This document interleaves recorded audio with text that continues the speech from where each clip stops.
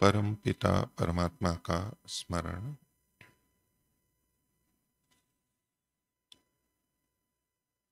भावना।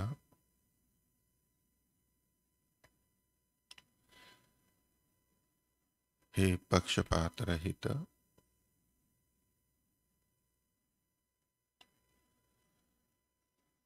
सबको समान देखने वाले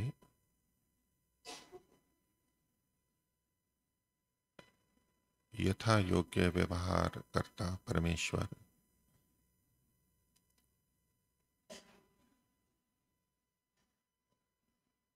प्रणव ध्वनि।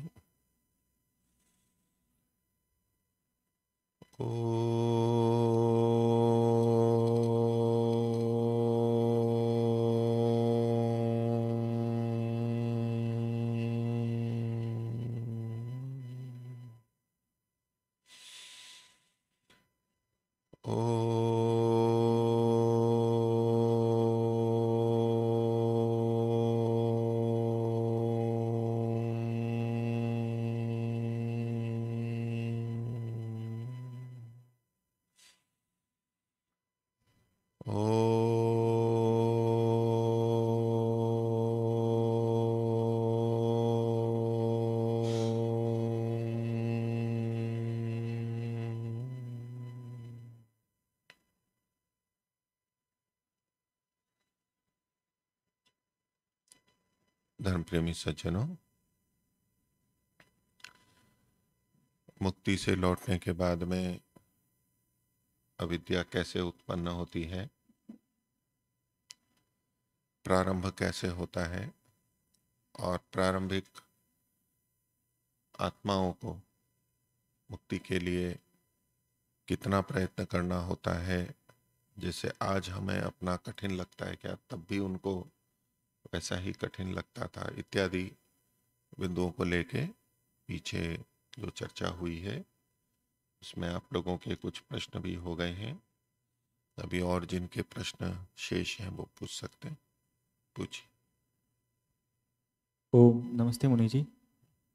आपने बताया था कि जो आदि सृष्टि है उसमें से जो युवावस्था में जो मनुष्य उत्पन्न होते हैं उनमें से जो 5 वर्ष तक वो इंद्रियों से देख करके और दूसरे के व्यवहारों से जान करके वो ज्ञान प्राप्त करते हैं। ये जो मुक्ति से लौटी हुई आत्माएं हैं उनके जन्म में होते हैं। और जो आप तो जो 4 पुरुष थे वो तो मुक्ति से नहीं लौटे थे ना। वो क्या वो पहले उनके जन्म से संस्कार तो होंगे ना पुण्य, तभी उनको मतलब कि ईश्वर ने उनको ज्ञान दिया। देखिए, एक तो कल भी मैंने कहा था कि आप ये बोलते नहीं कि आपने ऐसा कहा था, ये ना कह के कि आपने जो धर्मोपदेश पुस्तक में से पढ़ा था, ठीक है। तो एक तो आपका प्रश्न इस रूप में है कि जो प्रारंभ में हुए 5 साल तक उनको कोई पाप नहीं लगता है, वो मुक्ति से लौटी हुई आत्मा होंगी, और जो 4 ऋषि थे वो तो पूर्व सृष्टि के थे, वो तो मुक्ति से नहीं लौटे थे, तो उनके लिए ये कैसे घटेगा, या उनके लिए भी है। देखिए, ये जो बात है महर्षि दयानंद लिखते हैं 5 वर्ष वाली, वो जो मैंने पढ़ के बताया था वो सृष्टि के प्रारंभ का महर्षि ने लिखा था। मैंने आपको स्पष्ट भी किया था उस समय, मुक्ति से लौटने पर ये लगेगा महर्षि कह रहे हैं, ऐसा मैंने नहीं कहा था। मैंने बल्कि स्पष्ट किया था ये प्रसंग सृष्टि के प्रारंभ का है। वो आत्मा कहाँ से आई है, ये मुक्ति से आई है ऐसा नहीं कथन था। मैंने आपको वो प्रसंग बात को समझने के लिए प्रस्तुत किया था कि देखिए वहां महर्षि ने ऐसा लिखा है और ये मुक्ति से लौटी हुई आत्मा पर भी बहुत अच्छे से घट सकता है, उससे हमें समझने में सहायता मिलती है। तो न तो महर्षि ने ऐसा प्रस्तुत किया कि ये मुक्ति से लौटे हुए आत्मा के लिए मैं लिख रहा हूं, क्योंकि वो प्रसंग ही नहीं है वहां पर, और न मैंने उसको उस रूप में प्रस्तुत किया। अब जो बात है कि 5 वर्ष तक कोई पाप नहीं लगता, ये मुक्ति से लौटी हुई आत्मा के लिए है या पिछली सृष्टि से जो आए हैं, पिछली सृष्टि में जो बद्ध थे सृष्टि के अंत में, और अब जन्म लिया तो उनके तो पिछले संस्कार थे, ये इनका कहना है। तो संस्कार थे इसका ये अर्थ नहीं हो जाता है कि प्रारंभ से ही उनको पाप पुण्य लगने लगे। संस्कार हमारे होते हैं, ज्ञान भी पिछला होता है, लेकिन वो सब उद्भूत नहीं होता है, प्रकट नहीं होता है, हम उस सामर्थ्य वाले नहीं हो पाते। महर्षि दयानंद ने उपदेश मंजरी पुनः प्रवचन में भी एक प्रसंग लिया है, वहां भी हमें मिलता है। उसमें 5 से या 6-7 साल ऐसा कुछ लिखा है, मेरे को ठीक स्मरण नहीं आ रहा है वर्ष का कितना है, 5 ही है वहां पर, 6-7 नहीं है। तो वहां भी जो वो 5 वर्ष का लिखा हुआ हमें उपलब्ध होता है। वो कथन तो सृष्टि के प्रारंभ का भी नहीं है, वो तो अभी सब स्थिति के लिए है। तो वो जो 5 वर्ष तक पाप पुण्य न लगने वाली बात है, वो मुक्ति से लौटे कि छोड़ दीजिए, पिछली सृष्टि से आए उनकी, ये तो सभी जगह के लिए भी कह रहे हैं। जो छोटे बच्चे होते हैं वो अपनी तात्कालिक संवेदना के अनुसार कहीं भी जाते हैं, खाते हैं, पीते हैं, तो वहां उनको वो पाप पुण्य नहीं लगता है। उसके बाद से जब कुछ उनको बता दिया जाता है, कुछ वो समझ जाते हैं, उसके बाद से वो ये चीजें प्रारंभ होती हैं। क्योंकि करने ना करने का उनको केवल इंद्रियों के स्तर पर काम कर रहे हैं। वो पिछले जो संस्कार हैं वो कोई ऐसे उभरे नहीं है, उनके सामान्य हैं। जैसे एक किसी भी अन्य प्राणी के बच्चे भी जैसे भोजन आदि करते हैं, घूमते हैं, फिरते हैं, बस उस तरह का है वो। इसको आप यूं समझ सकते हैं कि यदि हम सपरिवार किसी इष्ट मित्र के जाते हैं, वहां कोई वस्तु, भोज्य पदार्थ या अन्य कोई वस्तु रखी है, तो हम सामान्यतया बिना पूछे उसको नहीं लेते। हम बड़े हैं, हम अगर बिना पूछे ले लेते हैं, जेब में रख लेते हैं, छुपा लेते हैं, खा लेते हैं, तो हमारा दोष माना जाएगा। लेकिन हमारे साथ में अगर 3-4 साल का बच्चा है, हमारा ही बच्चा है, और वहां वो गया और उसने कोई चीज देखी और उठा के खा ली, तो ये पाप नहीं कहलाता, दंड नहीं कहलाता। वो घर वाले भी समझते हैं, हम भी समझते हैं, भाई बच्चे को इससे अपने पराये से ये मेरा है या उसका है ज्यादा कुछ नहीं, उसको तो खाना है, बस उसने खा लिया। तो बहुत छोटे बच्चों में इस तरह की पाप और पुण्य नहीं लगते। फिर जैसे जैसे व्यक्ति बड़ा होता है उसके अनुसार कुछ चीजों में पाप पुण्य लगने लगते हैं। हमारे यहाँ आज के संविधान में भी उसको मैं 100% प्रमाण के रूप में नहीं प्रस्तुत कर रहा हूं, लेकिन एक संकेत है हमारे को किस तरह की व्यवस्थाएं होती हैं। जो अपराध होते हैं उसमें वयस्क और अवयस्कों का भेद रहता है। ये 18 साल से ऊपर का है, ये 18 साल से कम का है, ये 16 साल से कम का है। तो जैसे बड़ों को कारागार में भेजते हैं वयस्कों वाले में, उन छोटों को कारागार में नहीं भेजते। कोई 12 साल का बच्चा, 13 साल का बच्चा, 8 साल का बच्चा कोई अपराध कर देता है तो उसको वैसे कारागार में नहीं भेजते, उसको बाल सुधार गृह या ऐसे कुछ बनाए हुए होते हैं, वहां पर भेजा जाता है, उनको अंतर रखा जाता है। उसका मुख्य कारण क्या है कि अभी वो बच्चे हैं, अधिक पूरा ज्ञान नहीं हुआ है उनको, तो ये एक अंतर रखा जाता है, इसको अन्याय नहीं कहते। तो कुछ इसी तरह से आप कीजिए, मानिए ये जो 5 साल का समय है वो अभी भी लागू होता है, सृष्टि के प्रारंभ में भी लागू होता था। सृष्टि के प्रारंभ में वो इस रूप में कि वो उत्पन्न भी युवा ही हुए हैं, युवा स्त्री पुरुष हुए हैं, उनका भी वो 5 साल का समय ऐसा ही है जैसे कि बच्चों का समय है। क्योंकि शारीरिक दृष्टि से वो बड़े उत्पन्न हुए हैं, बड़े हैं, समर्थ हैं, छोटे छोटे बच्चे नहीं है, लेकिन ज्ञान और बुद्धि की दृष्टि से अभी वो विकसित नहीं है। तो ये बात अभी भी लागू होती है, मुक्ति से जो लौट के आत्मा आती है उस पर भी लागू होगी, और पिछली सृष्टि के जो आत्माएं, बद्ध आत्माएं थी जो सृष्टि के प्रारंभ में उत्पन्न होती हैं, और उसमें आप उन 4 ऋषियों को भी ले लीजिए, उन पर भी लागू होगी। क्योंकि कुछ थोड़ा सामर्थ्य होने पर इस सृष्टि के प्रारंभ में वेद का ज्ञान दिया, उसका ये अभिप्राय नहीं लेना चाहिए कि वो जैसे ही उत्पन्न हुए और उनके अंदर डाल दिया। उसमें कुछ समय लग सकता है, हमें कोई प्रमाण नहीं है, लेकिन हम एक थोड़े विकास की सामान्य स्थिति देखें कि भाई वो अभी उत्पन्न हुआ है, निकला है, थोड़ा सा घूमेगा फिरेगा, थोड़ा व्यवहार देखेगा, खाएगा पिएगा, थोड़ी सी स्थिति बनेगी, कुछ ना कुछ तो समय लगेगा। आप 5 साल नहीं माने तो कुछ कम समय मानेंगे। तो ये जो 5 साल वाली बात है ये तो सब जगह लागू होती है। ठीक है, हो गया। और ओम। हाथ खड़ा किया करिए, जिसको जब मैं पूछता हूं किसको प्रश्न है तो हाथ खड़ा करना चाहिए, भले ही पहले आपने कहा। दोनों के लिए कह रहा हूं मैं ये बात, आपको भी हाथ खड़ा करना चाहिए। पूछिए। ओम। नमस्ते मुनि जी। सृष्टि के आदि में जो मनुष्य उत्पन्न हुए उनकी पिछले सृष्टि में मुक्ति नहीं हो पाई थी, तो इसी जन्म में यदि मुक्ति प्राप्त कर लेते हैं तो एक ही जन्म में मुक्ति प्राप्त होगी ऐसा माने, या अनेक जन्मों में? हाँ, ये प्रश्न तो पीछे आया था, कल माता जी ने पूछा था, मैंने बात भी रखी थी। तो इसका उत्तर यह है कि सामान्यतः तो अनेक जन्म में मुक्ति होती है, ये माना जाता है, ये देखा जाता है, अधिकांश यही मिलेगा। लेकिन यदि एक जन्म में भी हो जाती है तो उसमें आश्चर्य नहीं है। ये वचन मैंने महर्षि का पढ़ा था, धर्मोपदेश वाला, प्रथम सत्यार्थ प्रकाश वाला। वो कोई आश्चर्य की बात नहीं है। वहां महर्षि ने क्या लिखा, ये जो मुक्ति की प्राप्ति है ये परिश्रम योगाभ्यास साधना से संभव है। जो जितना प्रयास करेगा जितनी उतनी शीघ्रता से वो कर सकता है। जिसके साधन अच्छे हैं, अधिक अच्छे हैं, प्रयत्न पूरा कर रहा है, तो शीघ्र प्राप्त करेगा। तो इसलिए अनेक जन्म में भी जब हम कथन करते हैं अनेक जन्म में होती है, एक व्यापक रूप से माना और कहा जाता है, क्योंकि हमारी सामर्थ्य कम है, हम प्रयत्न कम कर रहे हैं और देखा भी जा रहा है। और उस अनेक शब्द का क्या अर्थ लेंगे आप?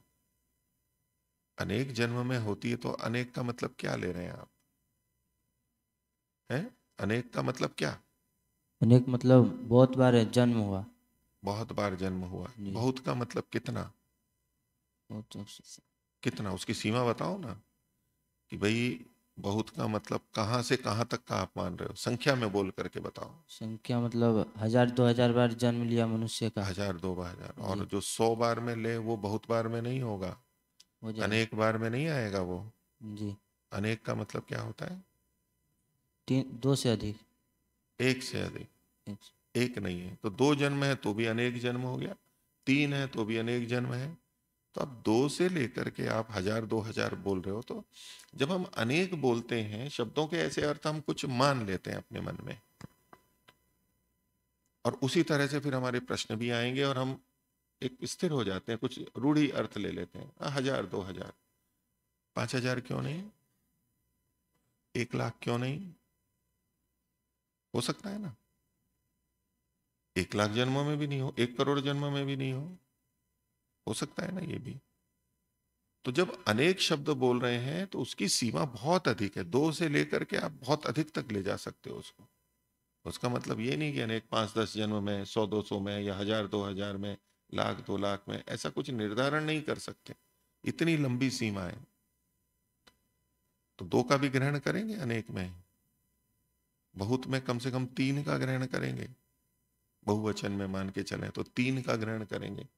तो जब 2 में और 3 में हो सकती है तो 1 में क्यों नहीं हो सकती?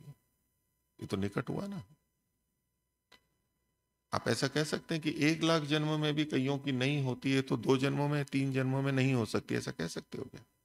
भले ही उससे वो 100 गुना 1000 गुना कम समय में मुक्ति को प्राप्त कर रहा है। तो 2 की बजाय 1 तो कितना होगा? आधा ही तो होगा उसका, कितना ही तो अंतर है। तो वो महर्षि का वचन जो बताया था धर्मोपदेश का, कि एक में भी हो सकती है। इस मान लो हम अभी जिस जन्म में हैं, पीछे कितने जन्म हो रहे हैं हमारे मुक्ति के बाद के हमें नहीं पता, उसको 1 मिनट छोड़ भी दीजिए। तो भी जब ये कहा जाता है इस जन्म में भी हो सकती है, तो इसी आधार पे कहा जा सकता है कि हम प्रयत्न करेंगे, और जिसका जितना प्रयत्न है उसके आधार पे होता है। और हमारी जो भावना होती है वो भावना यही होनी चाहिए कि इस जन्म में हो, शीघ्र से शीघ्र हो। संध्या के मंत्र में क्या बोलते हैं हम, क्या विनोद किया? धर्मार्थ काम मोक्षाणाम, मोक्ष आ गया है इसमें, सत्यः सिद्धिर भवे न।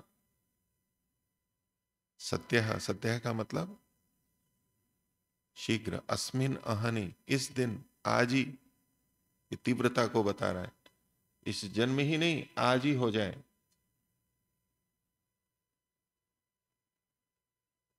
तो इस बात को तो कहा आप तत्काल अभी नहीं हो सकती, लेकिन हमारी भावना है कि शीघ्र से शीघ्र हो, इस जन्म में हो।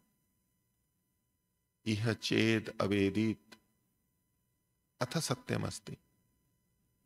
यह मतलब इस शरीर में, इस लोक में, इसी जन्म में परमात्मा को जान लिया तो ठीक है। नोचेत इहा वेदित, और अगर इस जन्म में परमात्मा को नहीं जाना, महती विनष्टि, महान विनाश होगा। तो ये इसी जन्म की बात उपनिषदकार भी कह रहे हैं। तो ये मान्यता होते हुए भी कि अनेक जन्मों में होती है, इसका कोई विरोध नहीं है दो बातों का परस्पर। कोई व्यक्ति इसी जन्म में कर सकता है, कोई व्यक्ति प्रथम में भी कर सकता है, जो मुक्ति के बाद का जो प्रथम जन्म है उसमें भी कर सकता है। हमें बस ये समझना चाहिए कि महर्षि के कथन का ये मतलब है कि परमात्मा ने तो हमें ऐसी शक्ति, सामर्थ्य और साधन दिए हुए हैं कि हम एक जन्म में भी कर सकते हैं। निर्भर करता है कि हम उसका कितना उपयोग करते हैं, कितने जन्म लगाते हैं, हमारे ऊपर निर्भर। वो बाध्य तो करता नहीं है हमें। तो इन जो महर्षि का वचन मिल रहा है उसके हिसाब से, उसके अनुसार हम ये कह सकते हैं कि एक जन्म में भी हो सकती है और अनेक जन्मों में भी हो सकती है। आप ये पूछें कि एक जन्म में होगी या अनेक जन्म में, तो दोनों में हो सकती है। और एक जन्म छोड़ दीजिए, इस जन्म में जो हमारा है, ये चाहे 10वां हो, चाहे 100वां हो, चाहे 1,00,000वां हो, इस जन्म में ये हम बोले तो इस जन्म में भी हो सकती है, असंभव नहीं है। कोई आश्चर्य की बात नहीं है। यद्यपि बड़ा आश्चर्य है यूं तो सामान्य हम देखेंगे तो, कि इसी जन्म में मुक्ति को प्राप्त कर ले, बहुत बड़ी बात है। लेकिन उस रूप में आश्चर्य नहीं कि ये अनहोनी हो गई, कि हो ही नहीं सकता था, संभव ही नहीं है, ऐसा आश्चर्य नहीं। इस रूप में महर्षि ने कहा कि इस जन्म में, एक जन्म में भी अगर कोई कर ले तो कोई आश्चर्य की बात नहीं है, क्योंकि साधन सामर्थ्य परमात्मा ने दिए हैं। तो एक जन्म में भी हो सकती है, अनेक जन्मों में भी हो सकती है, ऐसा ऋषि के वचन से समझ में आता है। ठीक है, और किन्हीं का कुछ? ओम नमस्ते मुनि जी। पीछे प्रसंग में आया था कि दो प्रकार की बातें आई थी, या तो मुक्ति से लौटी हुई आत्मा सृष्टि के मध्य में भी जन्म उसका हो सकता है, अथवा सृष्टि के प्रारंभ में। तो कौन सा ज़्यादा उचित लगता है इसमें? वो प्रसंगवशात मैंने विषय रख दिया था, या आ गया यूं कहें। इस विषय में जो तर्क दोनों दिए जाते हैं, कुछ दोनों पक्षों के तर्क मैंने आपके सामने रखे थे। तो मेरे को तो जो अधिक संगत लगता है इन दोनों में, कि जब मुक्ति में गया है तभी आएगा वो, ये पक्ष मैं अभी तक मानता हूं, उसको ठीक मानता हूं मेरे। क्योंकि सीधे सीधे कोई शब्द प्रमाण तो हमारे पास मिलता नहीं है इसमें, कि मुक्ति से लौटी भी आत्माएं सृष्टि के प्रारंभ में ही आती हैं, ऐसा कोई वचन नहीं मिलता।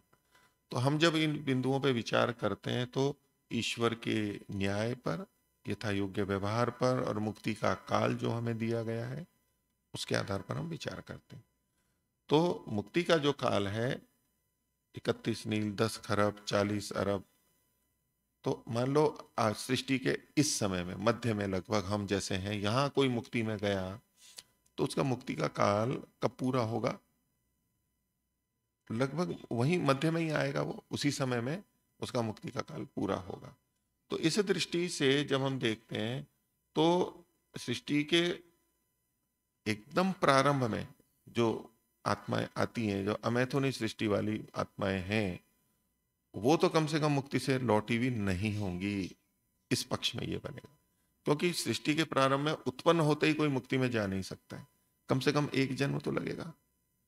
तो एक जन्म लगेगा तो वो एक जन्म का काल उसका 50, 60, 100, 150, 200, जितने भी आप 400 साल तक जितना भी अधिकतम माने, उतने काल के बाद में ही मुक्ति में जाएगा। तो उसके बाद जब उसका मुक्ति का काल पूरा होगा तो कब आएगा वो? सृष्टि के प्रारंभ में, उतने वर्षों के बाद में जब वो गया। इसके पीछे युक्ति क्या है, आधार क्या है? कि मुक्ति का जितना काल है उतना पूरा उसको मिलना चाहिए। ये एक न्याय है, एक व्यवस्था है। तो इस दृष्टि से हम ये कथन कर सकते हैं कि सृष्टि के बिल्कुल प्रारंभ में जो उत्पन्न हो रहे हैं वो मुक्त आत्माएं नहीं होंगी, वो पिछली सृष्टि की बद्ध आत्माएं ही होंगी, जो आगे अपना अगला जीवन उनका प्रारंभ होगा, अपना कर्म साधना प्रारंभ होगी, तो उसके बाद में ही होगी। और कब तक होगी? अब सृष्टि जिस समय नष्ट हो रही है, अंतिम दिन या अंतिम क्षण जो है, उस समय कोई मुक्त आत्मा आ नहीं सकती है, क्योंकि उस समय कोई मुक्ति में जाएगा ही नहीं। जब प्रलय होगी उससे कुछ ना कुछ पहले ही जाएगा, 25 साल पहले, 50 साल पहले, 100 साल पहले, 1000 साल पहले, जो अंतिम समाप्ति है उससे कुछ ना कुछ पहले जाएगा, चाहे 1 साल पहले जाए। तो जो मुक्ति से लौटी भी आत्मा होगी वो इस तरह से अंत में कभी भी नहीं आएगी, जैसे एकदम प्रारंभ में नहीं आएगी ऐसे अंत में भी नहीं आएगी। उसका जो समय होगा वो जितना उसका पूरा होगा तब वो आएगी। ये एक आधार और ईश्वर की न्याय व्यवस्था, यथा योग्य व्यवहार, इन सबको देखते हुए ये पक्ष मुझे बहुत पहले से ही मैंने ऐसा अपना निश्चित किया हुआ, ये अधिक समर्थ और प्रबल लगता है। ठीक है। जो ये मानते हैं कि सृष्टि के प्रारंभ में मुक्त आत्माएं आती हैं, उनकी अपनी कुछ युक्तियां हैं, वो मैं आपके सामने रख देता हूँ। आर्य समाज की पुरानी पत्रिकाओं में और कई पुस्तकों में इससे संबंधित कई आचार्यों के, विद्वानों के विचार मिलते हैं, बड़े बड़े विद्वानों के, क्योंकि ये बिंदु बहुत पहले भी चर्चा में रहा था। तो हमारे जो आर्य समाज के जो बहुत पहले के विद्वान हैं, उनमें ऐसी आध्यात्मिक चर्चाएं पर्याप्त मात्रा में हुआ करती थी, सैद्धांतिक चर्चाएं, नया नया विषय था, उत्सुकता थी। तो वो उन पुरानी पुस्तकों में बहुत जगह इस तरह के प्रश्न हमें प्राप्त होते हैं। उसके बाद का एक लंबा काल था वो इस तरह की अधिक चर्चाओं वाला नहीं रहा, और उसके बाद में स्वामी सत्यपति जी या अन्य जो ये विस्तार हुआ दर्शनों का, उसके बाद फिर से इस तरह की चर्चाएं हमारे समाज में अधिक देखने सुनने में आती हैं। वो और कुछ नए नए विषय भी होते हैं। उनका ये तर्क है कि ये जो सृष्टि का काल है वो है दिन, और प्रलय का काल है रात्रि। तो इसको दिन और रात्रि, ब्रह्म का दिन और ब्रह्म की रात्रि कहते हैं। यहां तक बात ठीक है। अब इसको एक लौकिक व्यवहार से वो देखते हैं कि कोई व्यक्ति यदि नौकरी पे जाता है और उसका दिन प्रारंभ होता है, पहले दिन जब वो उसको प्रारंभ करता है ना, जिसको कहते हैं ज्वाइन करना, प्रारंभ करता है, जिस दिन प्रथम हस्ताक्षर होते हैं, या तो पहली बार उसकी सेवा लगी है वो, अथवा तो स्थानांतरण होकर के कहीं गया है, तो जो हस्ताक्षर करता है वो सुबह बिल्कुल 9 या 10 जब से प्रारंभ हो रहा है तभी करता हो, ऐसा आवश्यक नहीं होता है। आप में से कई सेवा वाले, सरकारी सेवा और उसमें होंगे, वो 10 बजे भी, 12 बजे भी उस दिन में आकर के वो प्रारंभ कर देता है और उसका वो दिन पूरा माना जाता है। इसी तरह से जहां से स्थानांतरित होके आता है, वहां से छूट करके आता है, वहां पर भी जो वो जिस दिन छूटता है, जाता है, जो रिलीव करना बोलते हैं, उसके लिए कोई समय निश्चित रहता है कि उसको शाम को 5 बजे जो समाप्ति है तभी जाना है, भाई आज इसका जाने का दिन है, समय है। वो सुबह भी चले जाते हैं, शाम को भी चले जाते हैं, और उसका वेतन कटता नहीं है, वो वेतन माना जाता है उसका। जबकि आप यूं न्याय संगत दृष्टि से देखें, अगर ज्यादा तर्क से, तो यूं होगा कि भाई जितने घंटे देरी से आया उतने घंटे का वेतन नहीं मिलना चाहिए, और जितने घंटे पहले गया है उतने का नहीं मिलना चाहिए, इत्यादि इत्यादि। हम कुछ तर्क, युक्ति, न्याय और वो अति मात्रा पूरी तरह लगा घटाने लगेंगे तो ये बात आएगी। पर उनका ये मैं उनकी बात रख रहा हूं, वो कैसे तर्क देते हैं, उनका क्या आधार है। भाई ये इतना बहुत ज्यादा आपको अड़ने की जरूरत नहीं है इसमें। तो जहां से प्रारंभ होता है और अंत होता है उसको नहीं देखा जाता, उसका दिन कब से माना जाता है, सुबह से ही माना जाएगा, पूरा माना जाएगा। तो अब इसको मुक्ति में जाने पे घटाइए, उनकी युक्ति से क्या लगेगा, उनका कथन क्या बनेगा कि ये ब्रह्म दिन है, इस दिन में जब भी हम मुक्ति में जा रहे हैं, यानी बंधन से छूट के मुक्ति में जा रहे हैं, वो काल हमारा इस सृष्टि का ही माना जाएगा। तो इसकी समाप्ति कब होगी, तो सृष्टि के प्रारंभ में ही हो जाएगी, मतलब पिछले प्रलय की समाप्ति तक हो जाएगी उसकी। इस दिन में हम जब भी गए, चाहे सृष्टि के प्रारंभ में गए, चाहे मध्य में गए, चाहे भले ये 4 अरब 32 करोड़ बहुत लंबा काल लग रहा है, लेकिन ब्रह्म दिन की दृष्टि से तो एक ब्रह्म दिन है, और 100 ब्रह्म वर्ष हमारा मुक्ति का काल है। तो ये छोटी छोटी बातें नहीं गणना करेंगे कि कितनी देर आया और कितने मिनटों में देर से आया, वो बहुत बड़ी गणना है इस दृष्टि से कि चाहे सृष्टि के प्रारंभ में जाए, मध्य में जाए, चाहे अंतिम समय में जाए, ये माना जाएगा कि इसमें वो मुक्ति में गया है। ठीक है, तो ये दिन तो निकल गया, इसके बाद से उसका वो प्रारंभ हो जाएगा मुक्ति का काल। गणना भले ही अभी गया है या परमात्मा मानेंगे तो यही कि जब भी गया तब परमात्मा के आनंद में गया, तो उसमें ये 4-5 घंटे का कोई अंतर नहीं माना जाता व्यवहार की दृष्टि से। इस तरह वो तर्क रखते हैं। इसको आप दूसरी दृष्टि से देखें कि मान लो कहीं विश्राम स्थल में जाते हैं, होटलों में जाते हैं, रहते हैं, तो उसमें जो धन दिया जाता है, भुगतान होता है, उसका कुछ समय होता है कि भाई ये इतनी बजे से आपका प्रवेश का समय और इतनी बजे आपका समाप्ति का समय। ठीक है, चेक इन और चेकआउट ऐसे बोलते हैं वो लोग। कहीं 24 घंटे का होता है कि आप शाम को 6 बजे आए तो 6 बजे से शुरू करेंगे और अगले 6 बजे तक आप कर सकते हैं। लेकिन अधिकांश में क्या होता है, रात दिन में 12 बजे तक या 11 बजे निकलने का होता है। अब चाहे शाम को आप 5 बजे जा रहे हो, चाहे 6 बजे जा रहे हो, या रात को 12 बजे भी पहुंचे हो, रात को 10 बजे गए सुबह हो और सुबह 8 बजे गए, वो पूरे दिन का ही माना जाएगा। और 11 बजे 12 बजे आप 24 घंटे का नहीं, वो एक ही दिन बोलते हैं, लेकिन वो 24 घंटे ना होते हुए भी एक ही दिन बोला जाता है। तो इस तरह के कुछ व्यवहार जो लोक में होते हैं, देखते हैं, इसकी दृष्टि से इसको भी अनुचित नहीं माना जाता, उचित मानते हुए प्रचलन में है। तो इस दृष्टि से उनका ये पक्ष है कि मुक्ति से जितनी भी आत्माएं लौटेंगी वो सृष्टि के प्रारंभ में ही लौटेंगी, उनका ये मत है। पर चूंकि महर्षि दयानंद ने जो 4 ऋषियों की बात लिखी है, वो ये लिखी है कि पिछली सृष्टि की श्रेष्ठ आत्माएं थी, उन जितनी थी उनमें से 4 को महर्षि ने परमात्मा ने ये वेद ज्ञान दिया, ये महर्षि ने लिखा। तो उनका पक्ष जब मानते हैं जो दूसरे हैं, तो उससे तो ये होगा कि मुक्ति के जो सृष्टि के प्रारंभ में जितनी भी आत्माएं आती हैं वो मुक्तात्माएं ही होती हैं, बीच में तो आएगी नहीं। जितनी भी आएंगी मनुष्य शरीर में वो सब मुक्तात्माएं ही आएंगी।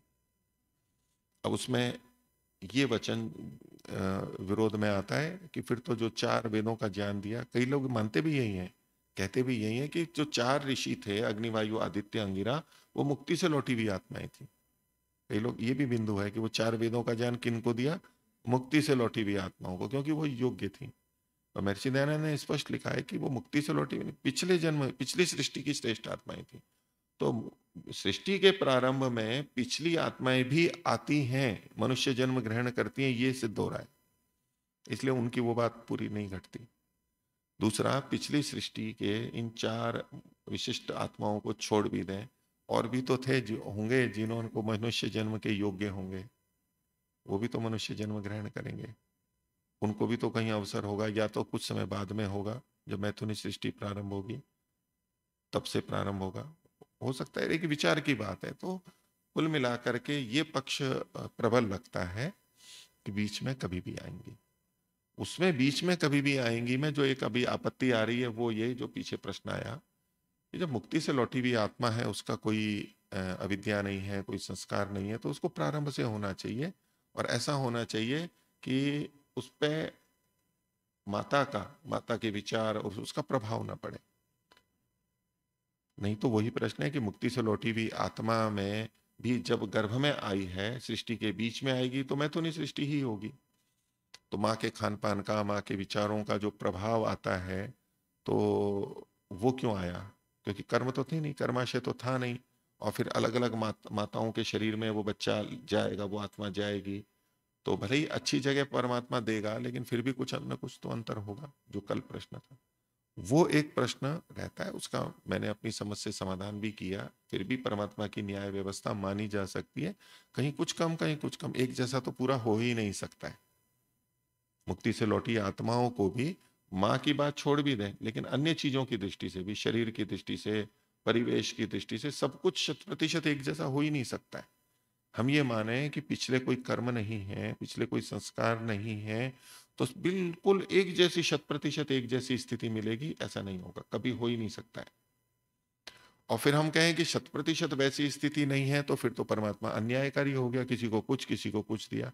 नहीं, अन्याय भी नहीं होगा, भिन्नता होगी, लेकिन कुल मिलाकर के जो परमात्मा के द्वारा दिया जाएगा, कहीं किसी रूप में अधिक है, कहीं किसी रूप में अधिक है, कोई कमी है तो उसकी पूर्ति दूसरे तरीके से करने की सामर्थ्य परमात्मा में हम स्वीकार करते हैं।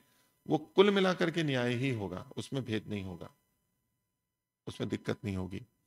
जैसे कि मैं एक मोटा उदाहरण दूं कि जब 400 मीटर या 800 मीटर की दौड़ होती है, वो गोल घेरा होता है ना, तो सबको अपनी अपनी पंक्ति में चलना होता है, दौड़ने वालों को दौड़ना होता है, लेकिन निकट का घेरा होता है वो छोटा होता है, फिर बड़े बड़े होते हैं, तो सब एक जैसे तो घेरे हो सकते हैं क्या? नहीं हो सकते। तो फिर क्या करते हैं उसमें? उनका जो प्रारंभ का बिंदु होता है वो भिन्न भिन्न रखते हैं। जो बड़े घेरे वाला है उसको आगे रखते हैं, छोटे घेरे वाले को पीछे रखते हैं नाप के। तो आगे पीछे दिखेगा, जगह अलग अलग दिखेगी, कोई कहेगा ये तो छोटे घेरे में खड़ा है, वो कहे वो बड़े घेरे में खड़ा है, लेकिन कुल मिलाकर के बराबर दूरी होगी। एक समझने के लिए मैं मोटा उदाहरण दे रहा हूं। हमें ये निश्चित है कि परमात्मा न्यायकारी है, मुक्ति से लौटी हुई आत्माएं सब समान हैं, उनको समान ही देगा वो। तो जो भिन्नता है, भिन्नता तो रखनी पड़ेगी, समानता वो भी कर नहीं सकता, जैसे दौड़ में समानता हो नहीं सकती, कुछ तो भिन्नता रहेगी ही। फिर भी ऐसी व्यवस्था वो करेगा कि कुल मिलाकर के समान ही हो, ये उसका उत्तर बनेगा। तो वो एक प्रश्न बस बनता है कि मुक्ति से लौटी हुई आत्मा का जन्म तो अमैथुनी ही होना चाहिए, प्रकृति से ही वो उत्पन्न होकर आना चाहिए, माता का कोई दुष्प्रभाव उस पर या सुप्रभाव नहीं आना चाहिए। वो एक प्रश्न आता है, उसका समाधान तो हम ऐसे करते हैं। तो प्रबल पक्ष तो मुझे यही समझ में आता है कि जब गए हैं तभी इसको प्रारंभ करते हैं। वो लोग कई जने ये तर्क जो देते हैं वो कि जैसे जिस दिन ज्वाइन करना होता है ना, तो उसमें होता है कि आपको 5 बजे तक ज्वाइन करना है, ऐसा ही होता है शासन में, सुबह 9 बजे ही नहीं, 12, जिस दिन कार्यालय के समय में कभी भी कर सकते हैं आप, और वो उसका पूरा ज्वाइनिंग दिन माना जाता है, उस दिन का उसका वेतन मिलता है, उपस्थिति मानी जाती है, जबकि वो अंतिम समय में आया हो, 10 मिनट पहले आके उसने हस्ताक्षर किया हो। ये उस तरह के तर्क वहां पर उन पुस्तकों में हमारे आर्य समाज के कई आचार्यों के द्वारा दिए गए, वो भी युक्ति ही लगाना चाहते हैं, वो भी युक्ति संगत ही लगाना चाहते हैं, व्यवहारिक, लेकिन ये थोड़ा सा भेद, दृष्टि भेद है। पर अभी तो हम यही मानते हैं जब गया है तभी आएगा, तो प्रबल पक्ष है। ये कहना चाहता हूँ, जो ये पक्ष प्रस्तुत कर रहे हैं कार्यालय वाला, तो जब वो छोड़ते समय किसी भी समय जा रहा है तो उसका पूरा समय मान रहे हैं, तो और उसको मान रहे हैं कि सृष्टि के आदि में ही आएगा। लेकिन जब ये कार्यालय के दृष्टांत को पूरा घटाएंगे तो कार्यालय में भी तो 10 मिनट पहले आना भी उसका माना जा रहा है, और वो पूरा दिन माना जा, तो वो किसी भी सृष्टि में मध्य में भी आएगा तभी उसके जीवन काल का मतलब यात्रा का प्रारंभ भी माना जाएगा। तो वहाँ वो आधा पक्ष मान रहे हैं और उसमें आधा पक्ष नहीं मान रहे हैं, तो एक तो वो दोष आता है।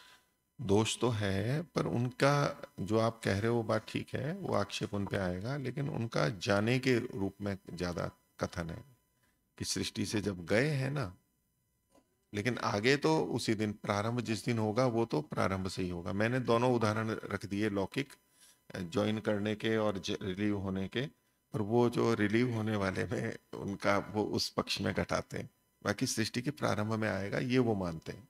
कोई बात नहीं, उनका पक्ष है। हाँ। और दूसरा, जैसा कि माता के गर्भ वाली समस्या है, तो ठीक है ये भिन्नता है, परंतु हम सृष्टि के प्रारंभ में भी मान लें कि सृष्टि के प्रारंभ में ही आएगा, परंतु ईश्वर ने जो सृष्टि बनाई है वो भले ही पूरी इकाई के रूप में एक जैसी है, परंतु हम दो व्यक्ति यहाँ बैठे हुए हैं, ये मेरे पास में और मैं, इतनी दूरी होने पर भी बहुत कुछ भिन्नता है। तो वो तो मैं रख दी है, वो बात आ चुकी है, तो फिर वहां पर भी वो 100% न्याय बात आ चुकी है ना, वो रख दी है। बोलिए। ओम। प्रमाण के रूप में मुनि जी सत्यार्थ प्रकाश में महर्षि दयानंद जी वेद मंत्र दिए हैं और भाष्य में लिखे हैं कि माता पिता का दर्शन होता है, तो सृष्टि के आदि में माता पिता नहीं होते हैं, ऐसे सृष्टि के आदि में बाद में ही माता पिता का दर्शन होता है। ये प्रमाण है, अच्छी बात है, आपने प्रमाण दिया। इनका ये प्रमाण इस बात का दे रहे हैं कि सृष्टि के प्रारंभ में मुक्तात्माएं नहीं आती। को नो मैया पुनरदित्य दात, मेरा पुनर्जन्म कहाँ होगा, जो 2 मंत्र दिए हैं ऋग्वेद के सत्यात प्रकाश में दिए हैं, तो उसमें है कि कौन मुझे माता पिता के दर्शन कराएगा। वो मुक्तात्मा की मुख से कहलवाया गया है वहां पर, महर्षि ने जो लिखा है। तो उससे ये सिद्ध होता है कि मुक्ति से जो लौटी हुई आत्मा है उसको माता पिता के दर्शन होते हैं, अर्थात वो सृष्टि के प्रारंभ में नहीं होता है। अगर सृष्टि के प्रारंभ में होगा तो माता पिता के बिना ही हो रहा है वो तो ये उस पक्ष में जाता है प्रमाण। ठीक बात है कि मुक्ति से लौटी हुई आत्मा सृष्टि के प्रारंभ में नहीं आती, बीच में आएगी, और बीच में आने का हेतु मुख्य यही कि जब गई थी तब आ जाती है, उसका काल पूरा होना चाहिए। अच्छा प्रमाण है, ठीक है। हाँ, सभी आत्माएं सृष्टि के आदि में ही आएंगी, तो फिर 4 ऋषियों को ज्ञान दिया जाएगा तो वो अन्यों के साथ अन्याय हो जाएगा, क्योंकि सभी के संस्कार और कर्म शून्य है। हाँ, वो बहुत सारी, ठीक है, ये भी उन पे आक्षेप कर सकते हैं। ये मुक्ति से लौटी हुई आत्मा है तो उन्हीं 4 को क्यों दिया, बाकी को क्यों नहीं दिया, समान होना चाहिए। इसमें तो न्याय लगता है कि पिछली सृष्टि की बद्ध आत्माएं मुक्ति के सृष्टि के प्रारंभ में आ रही हैं, तो उनमें जो सबसे योग्य थी उनको दिया। ये तो एक न्याय की बात है कि किसको क्यों दिया और किसको नहीं दिया। मुक्ति से लौटी हुई आएगी तो ये प्रश्न आएगा ही वो तो, और महर्षि ने तो लिखा ही है पिछले जन्म की आई है। तो इन और सब बातों को देखते हुए यही पक्ष प्रबल लगता है कि बीच में कभी भी हो सकता है, उसका मुक्ति का काल जब पूरा हो जाएगा वो आ जाएगा। तो आज का विषय इतना ही रखते हैं। शांति पाठ। ओम द्यौः शान्तिरन्तरिक्षं शान्तिः पृथिवी शान्तिरापः शान्ति औषधयः शान्तिः वनस्पतयः शान्तिर्विश्वे देवाः शान्तिर्ब्रह्म शान्तिः सर्वं शान्तिः शान्तिरेव शान्तिः सामा शान्तिरेधि। ॐ शान्तिः शान्तिः शान्तिः। सर्वेभ्यो नमः। सभी को सादर अभिवादन। ओम शांति।